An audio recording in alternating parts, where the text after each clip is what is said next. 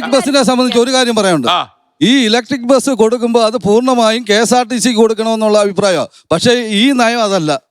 ഇപ്പൊ പറഞ്ഞ നയം അതല്ല. എന്താണ് നയം? നയം സ്വകാര്യ കമ്പനിക്കാ കൊടുക്കുന്നത്. സ്വകാര്യ കമ്പനി ഡ്രൈവറും ബസ്സുമായിട്ട് KSRTC കൊടുക്കും. KSRTC തൊഴിലാളിയാണ് പ്രധാനം, ജനങ്ങളല്ല. അതല്ല, KSRTC ആ പദ്ധതി പഠിച്ചിട്ട് പറയണം. കേന്ദ്ര ഗവൺമെന്റിന്റെ പദ്ധതി ആയതുകൊണ്ട് പൊതുമേഖലാ സ്ഥാപനം മിക്കവാറും തകർക്കാനായിരിക്കും.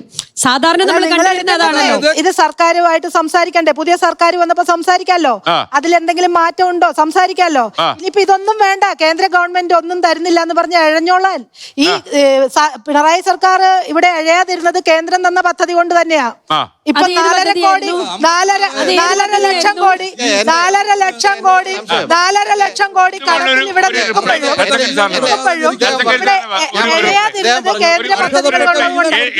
അല്ല, ഇദ്ദേഹം പറഞ്ഞു കേന്ദ്ര ഗവൺമെന്റ് ഫ്രീ ആയിട്ട് വണ്ടി തരും, എന്ത് വന്നാലും ശരി ഞങ്ങൾക്ക് എന്ത് പ്രയോജനം എന്ന് ചിന്തിക്കുന്ന ഒരു ഗ്രൂപ്പ് ആരാണെന്ന് ഞാൻ പറയുന്നില്ല.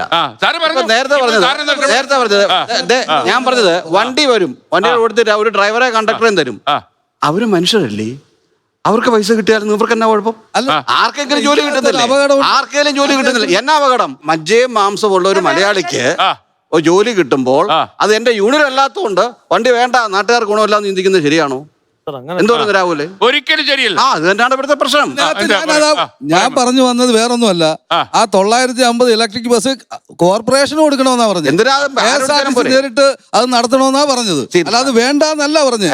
ആ നയം മാറ്റി ട്രാൻസ്പോർട്ട് കോർപ്പറേഷൻ കൊടുക്കും. ഇപ്പൊ പിന്നെ തെലുങ്കാനയെ കൊടുത്തു. പിന്നെ അവിടെ എന്താ സംഭവം? ഈ പറയുന്ന നമ്മുടെ KSRTCയുടെ എല്ലാ ആസ്തികളും അവരിലേക്ക് പോവാ.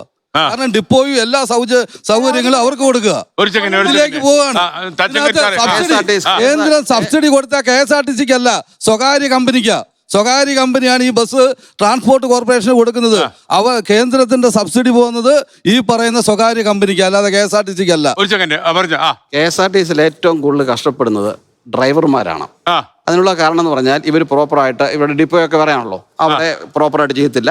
പറഞ്ഞ കറക്റ്റാണ്. സാധാരണ പ്രൈവറ്റുകാരൻ്റെ വണ്ടി ഓടിക്കണ എളുപ്പമാണെങ്കിൽ ഈ വണ്ടി ഓടിക്കണം അതിലും പിറക്കാട്. പിന്നെ ഇപ്പോഴത്തെ സ്ഥിതി അറിയാം. പക്ഷെ മജോറിറ്റി ആൾക്കാർ ഈ ഡ്രൈവർമാരല്ല. ഓഫീസുകളിൽ ഇരിക്കുന്നു, സൂപ്പർവൈസർ, ചെക്കിംഗ് ഇൻസ്പെക്ടേഴ്സ്, ചെക്ക് ചെയ്യാത്ത ഇൻസ്പെക്ടേഴ്സ്, എല്ലാ ഭാഗത്തും ഉണ്ട്. കേരളത്തിലെ പോലീസിലും എല്ലായിടത്തും ഉണ്ട് അത്.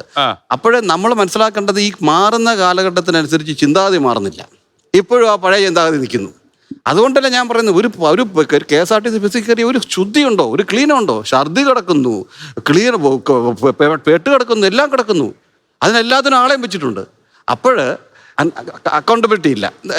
എനിക്കൊരു സർക്കാർ ജോലി കിട്ടിയിട്ടൊന്ന് വിശ്രമിക്കാന്ന് പറയുന്നതല്ലേ. സർക്കാർ ജോലി കിട്ടിയാൽ പിന്നെ സെക്യൂർഡാ, ആർക്കും തള്ളാൻ പറ്റത്തില്ല. അപ്പൊ ഈ ചിന്താഗതി മാറാതെ ഇപ്പൊ 3.5 കോടി ജനങ്ങൾ ഇങ്ങനെ ഗോപിയായിട്ടിരിക്കും.